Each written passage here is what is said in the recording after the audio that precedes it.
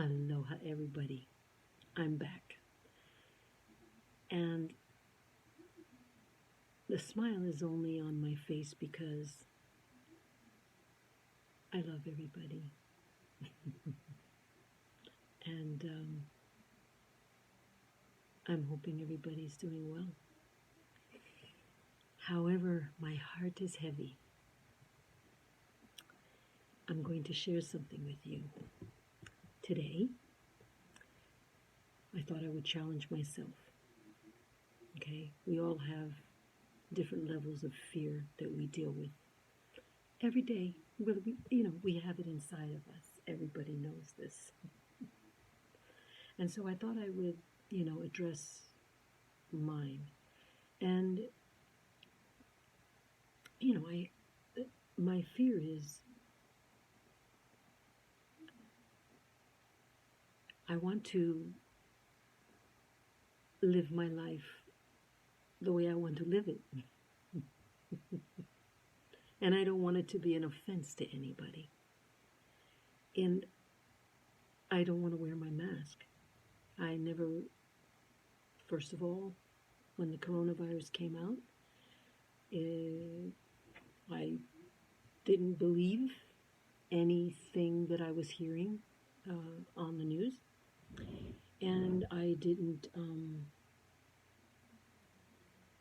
it was just, for me, it was a no-brainer that Dr. Fauci, never heard of this guy before, all of a sudden I see him up there and he's all this authority and this expertise, and he's this guy that just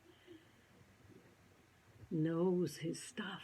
Well, great, but I don't like how he delivers his message of fear.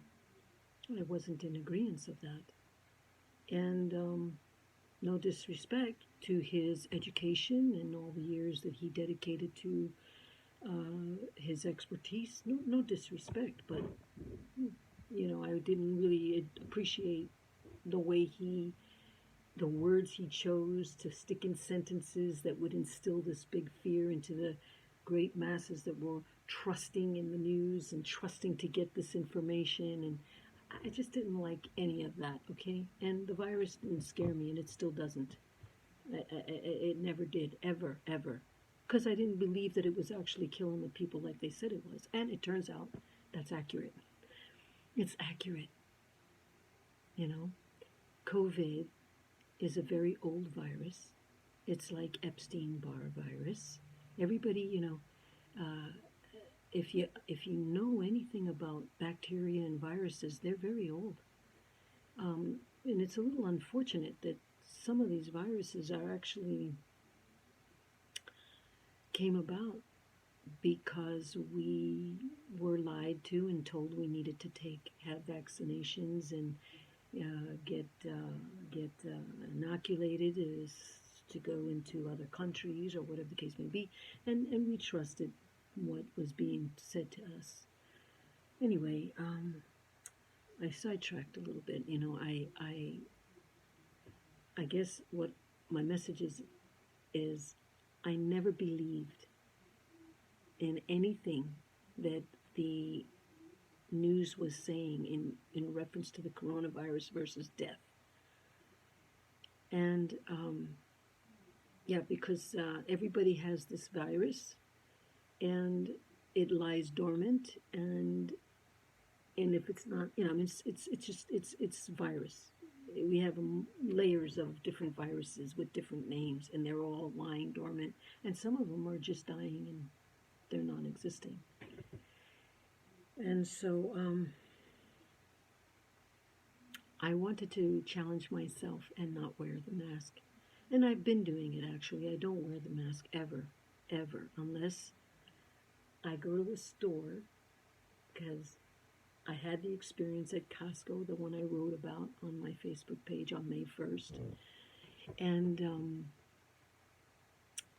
so I went to Sam's today, and I had the mask in my hand, walked in, smiled at, because they are the people that are standing at the door with their masks on, and they have a responsibility to tell you to put yours on. And I walked in without my mask. And I had it in my hand, and I greeted the lady, greet me, I greet her, and she says, "Wow, you have such a beautiful smile." She complimented my smile, and she went as far as saying something like, "You have such beautiful energy, your aura." I don't use the word aura. That's not my language. But I do see that, you know, energy very, very well. Read it very, very well. And but I don't use that term aura, and she did. I thought that was interesting. And so I go on into the store, and I'm with my lady friend, employee, employer, client, and we're shopping for dirt because I'm doing some gardening, and I'm really enjoying my gardening. And I'm in there for about 10 minutes or so, and the next thing I know, I hear this voice from behind me, and it's like, "Ma'am, ma'am, ma'am, uh, do you have your mask, ma'am?" And I look at him, and he's wearing his mask, and I look to see his badge. He's not a manager, he's just a guy that works in the store. And he says, "Do you have your mask, ma'am?" He's wearing his mask, and I said, "No mask." I didn't say I don't have my mask, I said, "No mask." And he says, "Oh, but you have to wear your mask, ma'am." Let me take these off. He says, "You have to wear your mask, ma'am. Everybody here in the store is wearing their mask." And I mean, he really was like that. And he even said, "Do you see? Do you see?" And he's telling me, "Do you see? Do you see? Look at the people. They're wearing their, everybody's wearing their mask." He said, "Yes, I see that." And I said, "But I'm not going to be here long, and I'm just taking a look at what's in the store." And he said, "Oh, no, no, ma'am, you." He laughs a little bit, he's nervous. He laughs a little bit. He goes, "You have to wear your mask, ma'am. A lady came and told me there's a lady walking around here wearing all black. I have all black on today. And she's not wearing her mask." And the lady that told him this wanted him to find me, to come find me, to tell me to wear my mask. This was my fear. My fear is I don't want to cause a big ruckus. What I do want to do is I want to gently, quietly liberate other people to remove their mask, because most of us don't want to wear our mask. And the group of people that do want to wear their mask only want to wear it because they were told something false. I listen to the news tonight. I every once in a while I'll go in to get caught up on that news that they show on the TV, just to hear what they're saying. And oh my God, you see Brazil, and Brazil is just out there. They're open, they're not wearing their mask, and the newscaster says, all these people with, they insert that snaky insert that they do. This insert about how, and they're showing all the people out there, and they're just, nobody is practicing social distancing, and all these people are just celebrating their life. They're living with no fear. But they insert that while that's going on, the death toll is rising by the second. This is the thing I'm talking about, people. You will recognize this stuff instantly. You should be able to see that information being inserted, stealthy, unnecessary, telling you death rising. Hey, before the coronavirus was here, we were having death by the nanosecond, dropping, people making their transition out. And it was no big deal to anybody. Everybody was still living their life. Those who were mourning are mourning, and those who are living are living, and on, and life is happening. But now everybody is after this lockdown.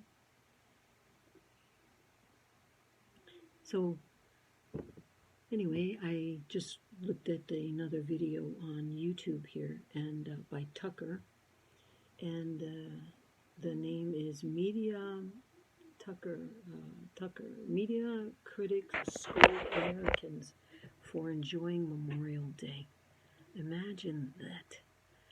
I mean, I want to know how it makes you feel as a human being, a mind of your own, to be treated like you have no critical thinking, you don't have your own intuition, you don't have your own voice, you don't have your own immune system, you don't have nothing, because the owners of all the mass TV channels, Disney and you name them, all these owners that give these newscaster people a job and good money and a script, and it's their responsibility to make sure that they do what the governments and want them to do and say. And if they don't do and say it, then they're out of a job. How many of you people need clinical clarity on why a mask is not healthy to wear when you're out running and jogging, when you're out in the sunshine or riding a bike or getting any type of exercise? Or can you imagine this? How about it? Everybody put your mask on before you get into the ocean. And people think, I mean, I'm lost. Am I on another freaking planet someplace? Am I by myself in that? Am I seriously alone in this? I know I'm not, because clearly, when I'm looking at all these people that are out there enjoying their life and not buying into it, and some of them did buy into it, and some of them were really, really scared, and then all of a sudden, they got some sense into them, and they thought, hey, what the hell am I doing? Lockdown, something's not adding up here. Now they're changing the story, and they changed the story 100 times, and they're not giving us any facts. CDC is criminal in the way that they have handled what people need to be putting on death certificates. If you have the coronavirus, if you test positive with the coronavirus, and you have a heart attack, it gets put onto the death certificate that you died due to the coronavirus. I mean, please, listen. There's got to be something that you can choose. Something that you can choose that you resonate with, into every fiber of your body resonates to. Just choose one thing. Like for me, nobody really knows this. And nobody would probably ever really believe it, but the very first book, okay, I'm just going to share this really quick. When I was a little girl, I went to my dad and I said, Daddy, something's wrong with me. Why? What's the matter? Well, every time I go to read a book, I could read like 2 or 3 lines and then I'm out cold. I just fall asleep. I can't stay awake. And he says, oh, there's nothing wrong. You just haven't found a good enough book. Oh, well, good. I felt good that there wasn't anything really wrong with me. Guess what? The first book I found that I didn't fall asleep. I just couldn't get enough. You'll never believe it. You'll never believe it. It was the Bible. And so I got into that Bible, boy. And I didn't get into one Bible. I got into many Bibles. Okay.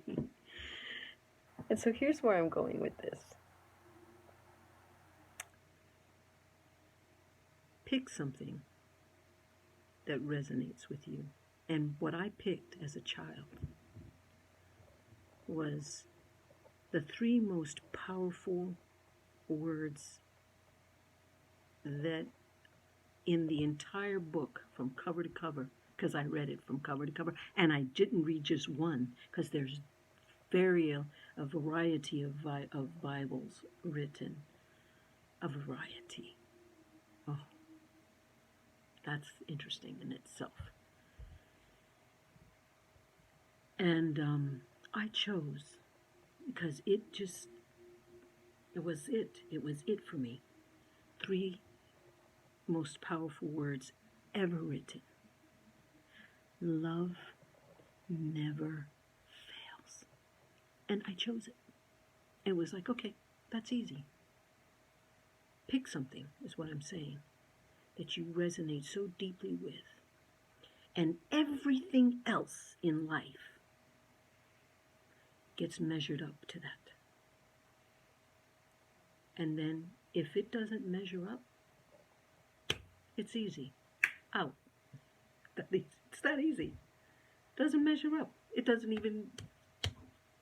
come together. It doesn't congeal. It doesn't nothing.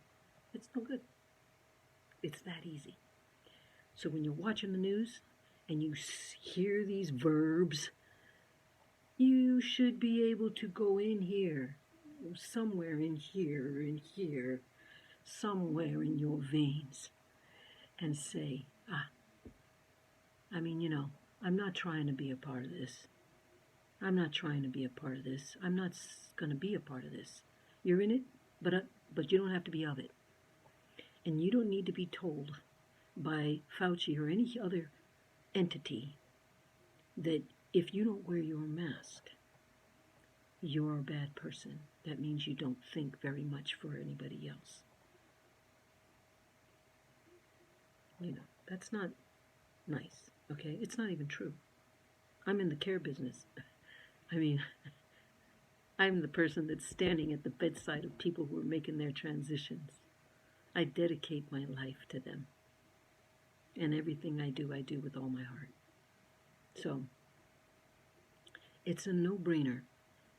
I'm talking, if you need clinical evidence, think about the way you breathe. Think about how it feels when you take a deep breath from your nose and an exhale from your mouth, or a deep breath from your mouth and exhale through your nose. You think, clinically, wearing a mask and covering this up, if that's healthy or not, for you. And if it's not healthy for you, why would it be healthy for anybody else? If a person is ill, they are in their place and they are being taken care of. And they don't need somebody to tell them to be careful with those people that they're taking care of. Elderly. Everybody has their own time. And nobody has any control over that. Nobody needs to fight battles, all this mess. Nature takes its course, and respect nature. It's simple. It's so simple. Those of you who don't want to wear a mask and still don't want to cause any trouble,